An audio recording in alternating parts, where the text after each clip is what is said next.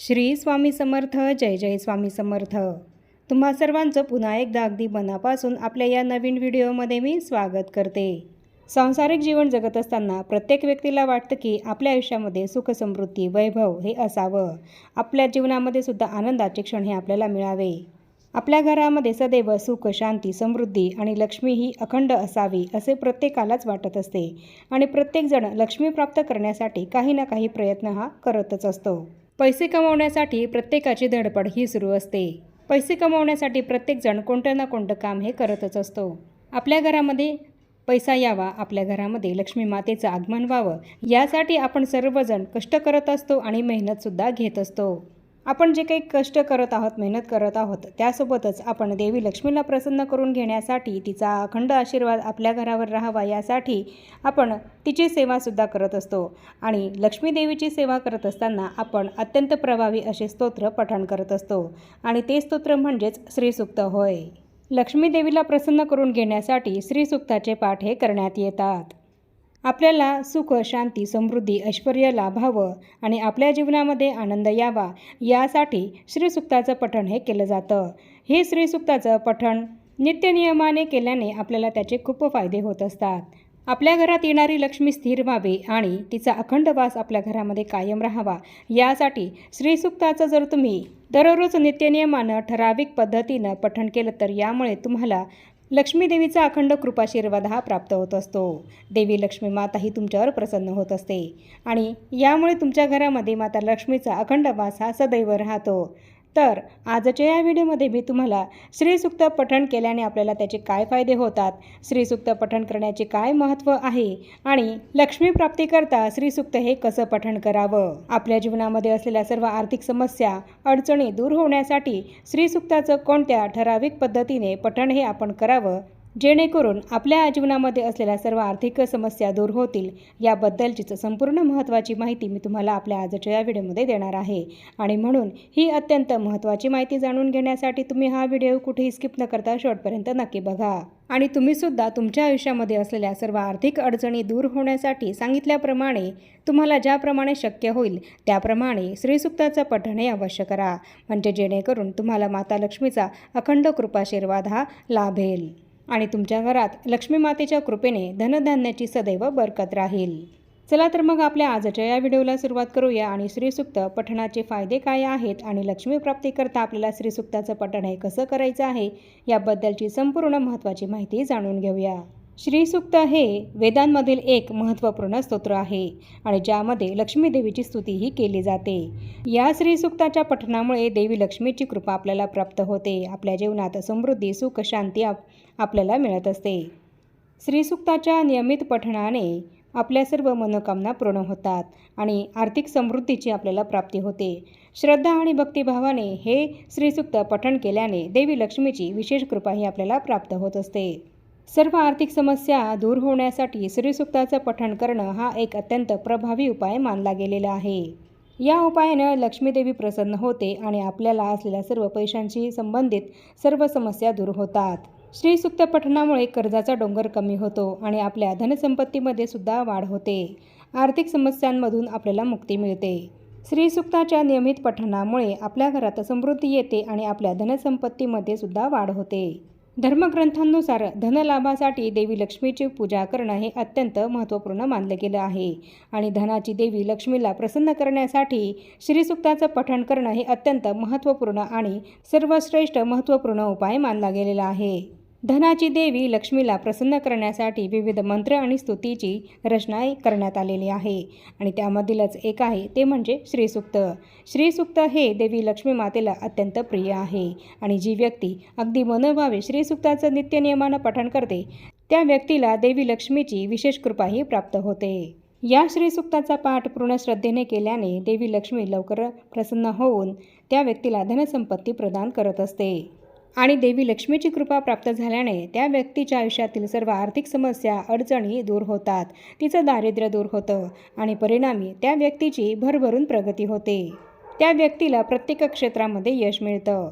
आपण करत असलेल्या प्रामाणिक कष्टांसोबत आपण देवी लक्ष्मीचं हे आवडतं अत्यंत प्रिय श्रीसूक्त जर नित्यनियमानं पठण केलं तर यामुळे लक्ष्मी देवीचा आशीर्वाद आपल्याला प्राप्त होतो आणि आपल्याला आयुष्यामध्ये कशाचीही कमतरता भासत नाही. आपल्या घरात धनधान्य हे कायम भरलेलं असतं. तर असे हे अनेक फायदे आपल्याला श्रीसूक्ताचे पठण केल्याने होत असतात. तुम्हालाही जर तुमच्या जीवनामध्ये खूप आर्थिक संकटांचा सामना करावा लागत असेल, तुमच्या घरात जर माता लक्ष्मीचा अखंड वास नसेल आणि तुम्ही जर कर्जबाजारी झाला असाल, तर लक्ष्मी देवीचा आशीर्वाद हा प्राप्त करून घेण्यासाठी तुम्ही सुद्धा नित्यनियमानं दररोज श्रीसूक्ताचं पठण करा. तर अखंड लक्ष्मी प्राप्त करून घेण्यासाठी आपल्याला श्रीसूक्ताचं पठण हे कसं करायचं आहे, देवी लक्ष्मीला प्रसन्न करण्यासाठी, तिचा अखंड कृपाशीर्वाद प्राप्त करून घेण्यासाठी आपण श्रीसूक्ताचं पठण हे कोणकोणत्या पद्धतीने करू शकतो. तर यामध्ये नंबर 1, श्रीसूक्त रोज सकाळ संध्याकाळ आपल्या घरातील देवांजवळ तुपाचा दिवा लावून 5 वेळेस पठण केल्याने आर्थिक समस्या या आपल्या दूर होण्यास मदत होते. तर बघा, तुमच्या देवघरातील देवांसमोर सकाळी आणि संध्याकाळी शुद्ध गाईच्या तुपाचा दिवा लावून तुम्ही जर श्रीसूक्ताचं 5 वेळा पठण केलं तर तुमच्या सर्व आर्थिक समस्या या दूर होतील. तर या पद्धतीने तुम्ही श्रीसूक्ताचं पठण करू शकतात. नंबर 2, कमळगट्ट्याच्या जपमाळेवर 11 वेळेस श्रीसूक्त पठण करताना कुंकवाचं अर्चन करावं आणि मग त्या माळेने जप करावा. नक्कीच तुम्हाला सुखद अनुभव हा येईल. लक्ष्मी देवी तुमच्यावर प्रसन्न होईल. शुद्ध गाईच्या तुपाचा दिवा लावून त्यासमोर श्रीसूक्त सकाळ संध्याकाळ पठण केल्याने आपल्या घरामध्ये कायम बरकत राहत असते. त्यामुळे या पद्धतीने सुद्धा तुम्ही श्रीसूक्ताचं पठण हे लक्ष्मी प्राप्तीकरता करू शकतात. नंबर 3, श्रीसूक्ताचे रोज सकाळी महालक्ष्मीच्या फोटोसमोर बसून 21 वेळा पठण केल्याने आपल्यावरील कर्जाचा डोंगर हा हळूहळू कमी होण्यास सुरुवात होते. जर तुम्ही खूप कर्जबाजारी झाला असाल आणि तुमचा कर्जाचा डोंगर हा जर कमी होत नसेल, तर तुम्ही रोज सकाळी महालक्ष्मीच्या फोटोसमोर बसून 21 वेळा श्रीसूक्ताचं पठण करा. यामुळे तुमची कर्जमुक्तीही लवकरच होईल. तुमचं कर्ज हे लवकरात लवकर फिटण्यास मदत होईल.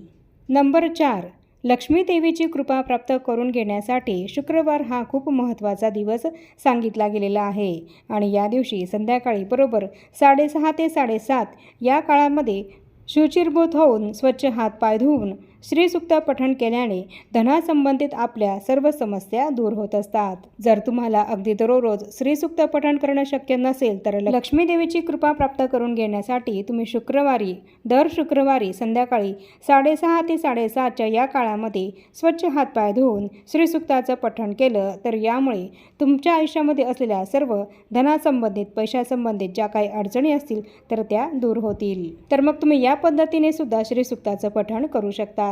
नंबर 5, लक्ष्मी देवीची कृपा प्राप्त करून घेण्यासाठी आपल्या घरातील कुलस्वामिनीच्या म्हणजेच आपल्या कुलदेवीच्या मूर्तीवर किंवा टाकावर रोज श्रीसूक्त पठण करत अभिषेक केल्याने आपल्या कुलदेवीचा आशीर्वाद आपल्याला प्राप्त होत असतो आणि परिणामी यामुळे आपल्या कुलदेवीचा आणि लक्ष्मी देवीचाही कृपाशीर्वाद आपल्याला प्राप्त होतो. आणि म्हणून लक्ष्मी मातेचा अखंड कृपाशीर्वाद प्राप्त करून घेण्यासाठी तुम्ही तुमच्या घरातील कुलदेवीच्या मूर्तीवर किंवा टाकावर श्रीसूक्त पठण करत अभिषेक हा करू शकतात. यामुळे तुमची कुलदेवी आणि लक्ष्मी माता दोघेही तुमच्यावर प्रसन्न होतील. आपल्या घरी ज्या दिवशी कुलधर्म कुलाचार असतो तर त्या दिवशी 11 वेळेस श्रीसूक्त पठण करून कुलदेवीच्या मूर्तीवर कुंकुमार्चन करावं. यामुळे सुद्धा अखंड लक्ष्मी आपल्याला प्राप्त होत असते. नंबर 6, नवरात्रीमध्ये श्रीसूक्त रोज 11 वेळेस पठण करावं. या पद्धतीने 9 दिवसांपर्यंत रोज 11 वेळेस श्रीसूक्त पठण केल्यामुळे धन, धान्य, सुख, समृद्धी, ऐश्वर हे आपल्याला प्राप्त होत असतं. तर या पद्धतीने सुद्धा तुम्ही श्रीसूक्त पठण करू शकता. तर या श्रीसूक्त स्तोत्राचे पठण करताना ते नेहमी उत्तर दिशेला तोंड करून पठण करावे. यामुळे अखंड लक्ष्मी आपल्याला प्राप्त होते. कारण उत्तर ही कुबेराची दिशा मानली गेलेली आहे आणि कुबेर देवता ही धनाची देवता आहे.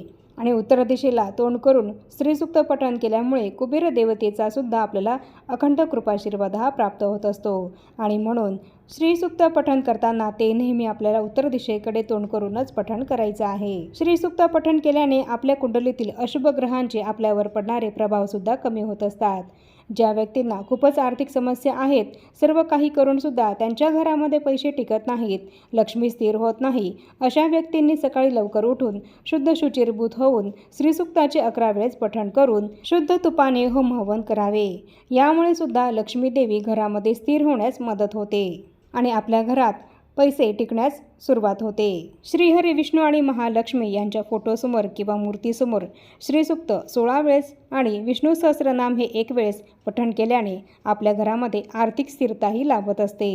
शास्त्र असं सांगतं की जिथे ज्या घरामध्ये रोज श्रीसूक्त हे पठण केलं जातं तिथे त्या ठिकाणी त्या घरामध्ये देवी लक्ष्मीचा अखंड वासा सदैव राहत असतो, असे महत्त्व या श्रीसूक्त पठणाचे आहे। म्हणून आपल्या घरामध्ये माता लक्ष्मीचा अखंड वास राहावा आणि देवी लक्ष्मी आपल्या घरात स्थिर व्हावी यासाठी आपण श्रीसूक्ताचं पठण हे अवश्य करावं। या व्हिडिओमध्ये सांगितल्याप्रमाणे तुम्हाला ज्या पद्धतीने श्रीसूक्त पठण करणं शक्य होत असेल तर त्या पद्धतीने तुम्ही श्रीसूक्त हे रोज अवश्य पठण करा। यामुळे माता लक्ष्मी तुमच्या घरामध्ये स्थिर होईल आणि तुमच्या सर्व आर्थिक समस्या दूर होतील। श्रीसूक्त पठणाचे अनुभव प्रत्येकालाच येत असतात, त्याचप्रमाणे ते तुम्हाला सुद्धा नक्कीच येतील आणि तुमची आर्थिक भरभराट होईल। आणि म्हणून श्रीसूक्त हे तुम्ही अवश्य पठण करा आणि अनुभव घेऊन बघा। तर याप्रमाणे या व्हिडिओमध्ये मी तुम्हाला संपूर्ण महत्त्वाची माहिती सांगितली आहे की श्रीसूक्त वाचनाचे काय फायदे आहेत, त्याचे काय महत्त्व आहे आणि लक्ष्मीप्राप्तीसाठी आपण श्रीसूक्ताचं पठण हे कसं करावं याबद्दलची संपूर्ण महत्त्वाची माहिती या व्हिडिओमध्ये मी तुम्हाला सांगितली आहे। आणि आता या छोट्याशा माहितीसह आपण आपला आजचा हा व्हिडिओ इथेच थांबवूया। चॅनलवर जर तुम्ही पहिल्यांदाच आला असाल तर चॅनलला जरूर सबस्क्राईब करा आणि या व्हिडिओला जास्तीत जास्त लाईक आणि शेअरसुद्धा नक्की करा। आणि भेटूया पुन्हा अशाच एका नवीन महत्त्वपूर्ण माहितीसोबत। तोपर्यंत सर्वांना श्री स्वामी समर्थ।